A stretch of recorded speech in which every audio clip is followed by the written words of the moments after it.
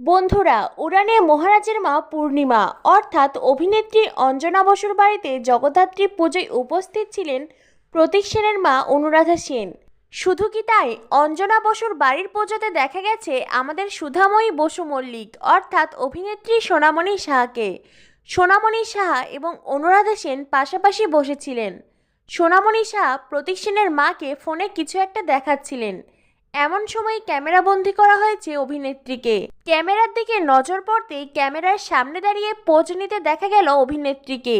অভিনেত্রী সোনামণি সাহা এবং প্রতীক সেনের মা অনুরাধা সেনকে একসাথে দেখে বেশ খুশি হয়েছেন সোনাতিক ফ্যান্সরা। এছাড়াও সোনামণি সাহার ইনস্টাগ্রাম স্টোরিতে প্রিয় অভিনেত্রী নিজের কিছু সুন্দর সুন্দর কিউট ছবি শেয়ার করেছেন। তো বন্ধুরা, সব মিলিয়ে অফ স্ক্রিন সোনামণি সাহাকে দেখে তোমাদের কেমন লাগলো অবশ্যই কমেন্ট করে জানিয়ে দিও এবং সোনামণি সাহার সকল আপডেট পেতে আমাদের সাথেই থাকো। ধন্যবাদ সবাইকে।